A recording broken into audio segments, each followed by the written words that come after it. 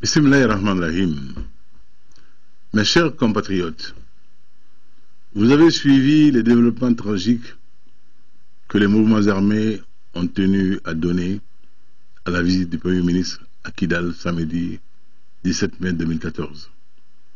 Cette visite avait pour but d'apporter aux populations éprouvées de nos régions septentrionales un message fort de paix, d'espoir et de solidarité. Avec une importante délégation, le Premier ministre et une dizaine de ministres ont été chaleureusement accueillis à Tombouctou et à Gao. Il n'en ira hélas pas de même à Kidal, où ils furent reçus sous des balles et des tirs à l'arme lourde de groupes armés. Nous qualifions cela d'actes crapuleux et de lâche trahison de tous les engagements antérieurs, notamment ceux contenus dans les accords de Ouagadougou. Et ce n'est là ni plus ni moins qu'une déclaration objective de guerre à l'État du Mali, au moment où tout est mis en œuvre pour relancer les pourparlers devant conduire à une paix définitive au nord à travers un dialogue inclusif. Bien qu'un nombre nettement insuffisant, conséquence de l'application de l'accord préliminaire du 18 juin 2013, les soldats de notre armée se sont vaillamment acquittés de leur mission de protection de la République et de ses institutions, face à des groupes armés qui, eux, ont mis à profit le dit accord pour reconstituer leurs forces dans une insolente et incompréhensible liberté de mouvement et de manœuvre. Sous les balles des snipers, qui n'hésitent pas à leur manière lâche à se servir de femmes et d'enfants comme chair à canon, comme boucliers humains placés entre deux feux, des soldats de l'armée malienne ainsi que des petits citoyens sont tombés. Ils sont tombés dans la ville malienne de Kidal, malienne à tous égards, et même dans l'esprit comme dans la lettre de l'accord préliminaire de Ouagadougou. Il ne peut subsister aucun doute sur l'appartenance de Kidal à la République du Mali dans ses frontières internationalement reconnues, y compris par les mouvements armés signataires de cet accord, hélas devenu depuis signataire du bain de sang du 17 mai dernier, dont le Mali n'avait que faire. Comble de l'abjection, l'armée malienne s'étant trouvée en situation d'assurer seule la sécurité des déplacements terrestres de la délégation du Premier ministre, les groupes armés ont investi le gouvernorat dès lors dégarni, ont pris en otage le personnel et les agents en place et en ont froidement assassiné plusieurs. Je vous fais le serment que ces crimes odieux ne resteront pas impunis, Inch'Allah. Ils sont qualifiables de crimes contre l'humanité. Devant nos soldats et agents de l'État morts sur le champ d'honneur, en homme d'honneur et de devoir, nous nous inclinons. La République et la nation s'inclinent. Ils sont morts en mission, dignes fils du Mali, qui ne sauraient jamais les oublier. En mon nom, au nom de la nation malienne, au nom de la République du Mali, je formule les condoléances les plus sincères aux familles de tous ceux qui sont tombés lors de ce tragique événement. Aux blessés, je dis que le gouvernement entreprend tout ce qu'il est possible pour qu'ils recourent à la santé au plus vite. À nos courageux soldats, policiers, gendarmes et agents de l'État se trouvant à Kidal, que la folie des ennemis de la paix cherche à transformer en champ de bataille, je dis, le Mali est avec vous, la vérité est de votre côté, et tous ceux qui aiment la vérité sont avec vous. Mes chers compatriotes, le Premier ministre, dont je salue le courage, le sang-froid, l'esprit patriotique et le sens élevé de l'État, ne posait aucun acte de provocation à travers cette visite à Kidal. Au contraire, suivant en cela mes instructions, et dans l'exercice de ses prérogatives, il s'y rendait pour écouter notre peuple, en prélude au pourparlers dont les animateurs et les détails se mettent en place autour de l'ancien Premier ministre Modibo Keïta, aîné de valeur et de mérite. On ne peut comprendre ni justifier l'attitude de ceux qui, après avoir souscrit ou adhéré à l'unité et l'intégrité territoriale du Mali, s'opposent à l'arrivée du chef du gouvernement de la République dans une partie du territoire national. On ne peut comprendre, a fortiori accepter, qu'il s'oppose par la violence au point d'attenter à la sécurité et à la vie du chef du gouvernement et de la mission qu'il conduit. Une mission de haut responsable de l'État ayant pour objet la mobilisation de l'administration locale pour la paix.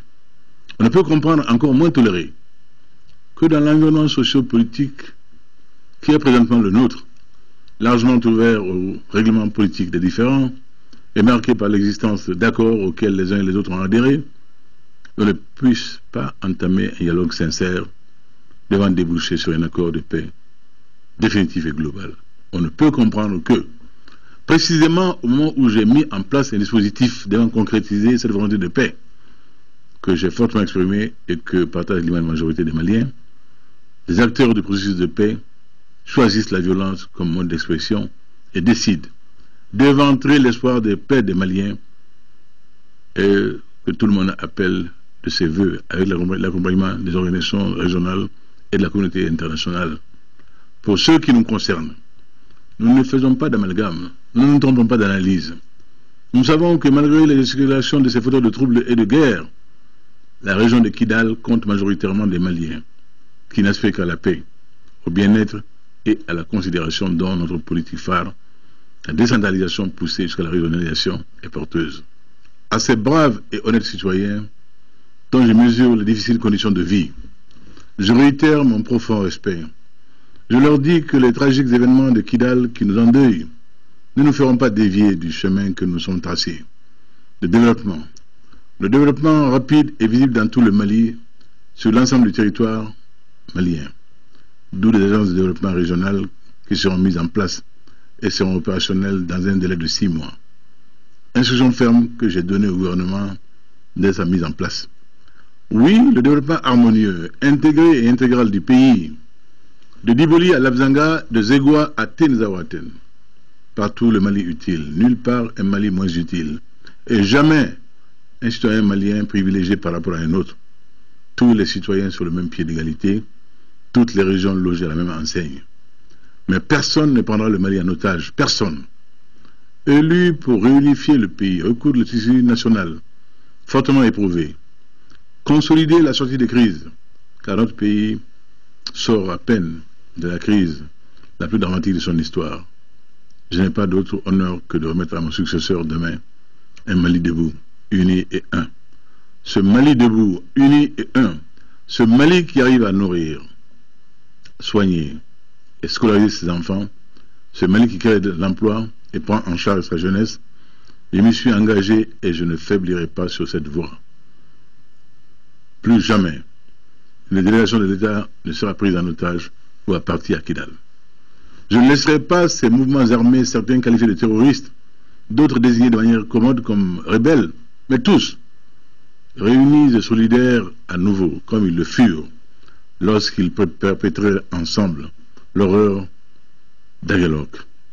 Mais tous, de connivence avec le narcotrafic international, je ne les laisserai pas, disais-je, continuer à faire la loi, ni à Kidal, ni dans une autre partie de notre territoire. D'autant qu'il n'est plus permis de douter de la collision entre les mouvements armés sévissant dans le septentrion malien et le terrorisme international. Samedi dernier, les fagnons d'Akmi et d'Ansardine, Mohabitoun et autres flottaient, Moujao, en effet sur les véhicules des agresseurs, à côté de ceux du MNLA. Qui plus est, la prise d'otages ainsi que les exécutions sommaires constituent les meilleures illustrations, quoique macabres, de cette collision.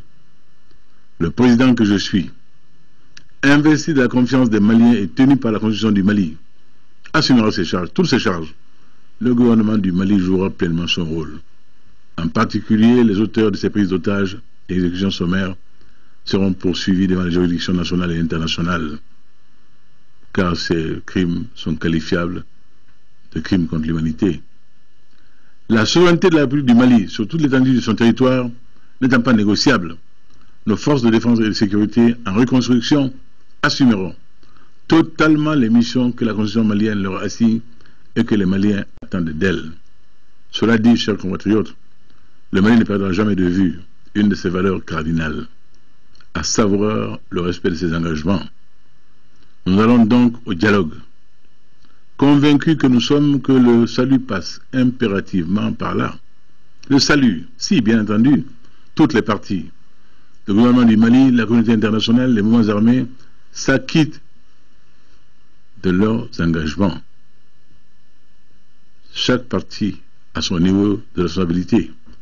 C'est à ce prix que sera capitalisé le formidable élan de solidarité internationale dont notre peuple a bénéficié et pour laquelle je renouvelle la gratitude de toute notre nation. C'est à ce prix que peut prospérer le fragile processus de pacification et de réconciliation de notre pays. Vive la paix pour que vive le Mali un et indivisible. Merci.